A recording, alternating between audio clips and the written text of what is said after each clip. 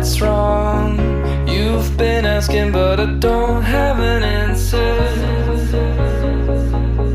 How come I'm still thinking let's pretend to fall asleep now? When we get old will we regret this? Too young to think about all that shit. And stalling only goes so far when you've got a head start. Cause we could stay at home and watch the sunset, but I can't help from asking, are you bored yet? And if you're feeling lonely, you should tell me before this ends up as another